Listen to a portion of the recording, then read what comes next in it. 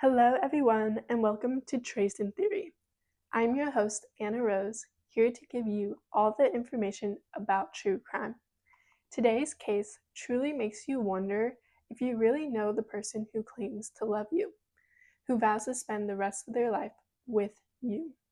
I will give you all the details. Let's get started.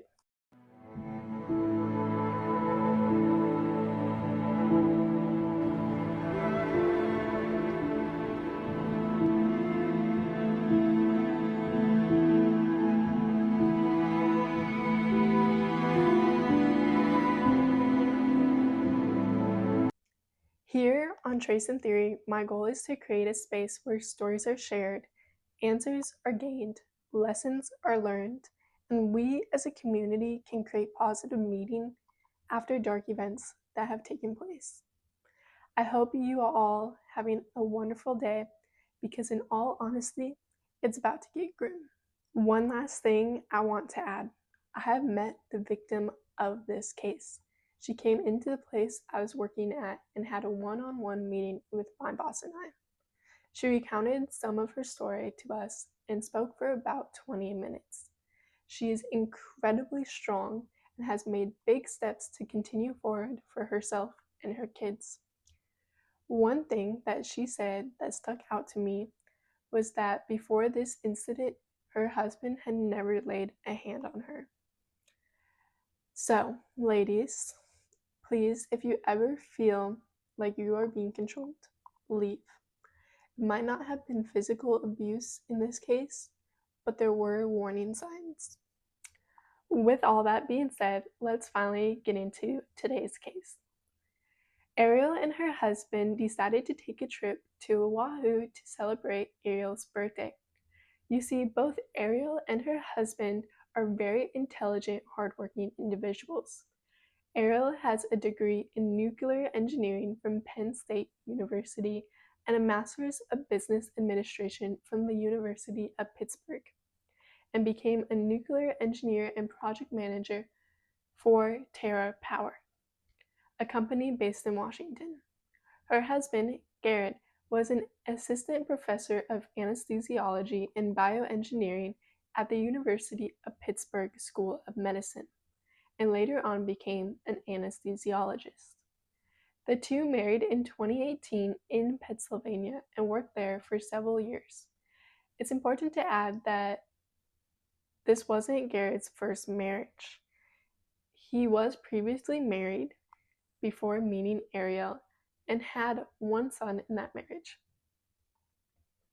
After Ariel and Garrett graduated and got married, they had two sons together, and shortly after decided to move to Hawaii, where their sons were the ages 2 and 4. Garrett transferred his anesthesiologist license to Hawaii in September 2022. They sold their $1.3 million home in Pennsylvania November 2022, and in December 2022 purchased a 5-bedroom home for $1.5 million in Maui. So at this point, it's pretty clear that they are having issues in their marriage, but trying to work through them. He's restricting a lot of what she is and isn't allowed to do, and Ariel felt, in quotes, that she had broken his trust. Ariel felt that Garrett was also pressuring her for intimacy during this time. Shortly after, Garrett proposes the idea of going to Oahu to celebrate Ariel's birthday. Ariel felt excited, hopeful that this would be a positive turning point in their marriage. The couple flew from Maui to Oahu, which is about a 20-minute flight. They arrived to their hotel, and the next day was Ariel's birthday. On March 24th, 2025, that morning they woke up and Garrett gave Ariel her birthday card that reads, "Happy birthday, Angel Face. There isn't an obstacle in this world too hard for me to fight through for you." And she reads it tearfully. "You're the heart of our family, and that heart is strong. You're a terrific mom. The kids and I have hit the jackpot with you. Love always, G." After handing Ariel the card, the two of them go eat breakfast at the hotel and get ready for a hike. The couple headed to, I'm gonna butcher it again, but Pilani Puka Trail. This trail is narrowing and you have to walk past a do not enter sign. Ariel began feeling uneasy as the trail got narrow with steep drops. She told Garrett she wasn't having fun and wanted to stop.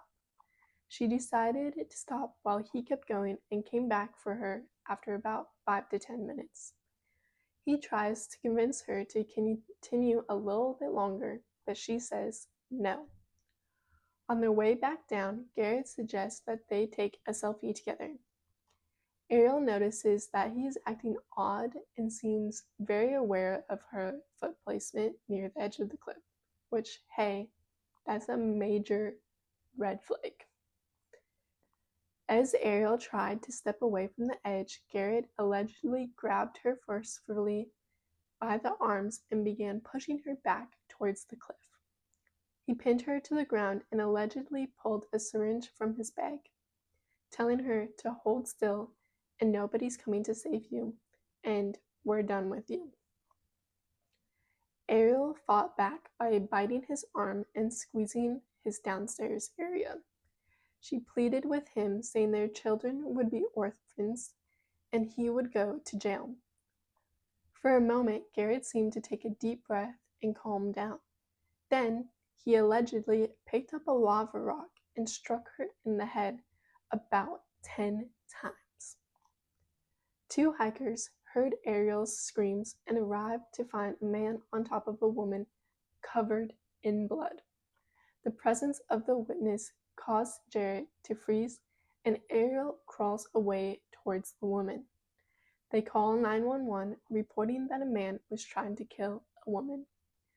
The woman helped Ariel go crawl down the rest of the trail, while Garrett fled the scene and was arrested about 8 hours later following a foot chase. The footage showing a nurse helping to wrap Ariel's head as the officer gets information about her husband. What was Garrett wearing today? He's wearing like a light gray shirt and like dark blue or light blue shorts, like athletic shorts. How tall is he? 5'9". The responding The trial of Garrett is a high-profile attempted murder case taking place in the Honolulu courtroom. It began March 24, 2026, exactly 1 year after the incident. The central question for the juries is whether this was a premeditated attempt to kill a spouse or a spontaneous physical fight triggered by marital infidelity. Whew, that was a tongue twister for me, guys. The state argues that Jared is a trained anesthesiologist who meticulously planned to kill his wife on her birthday. They point out how this romantic trip he allegedly brought syringes in a vial in his backpack.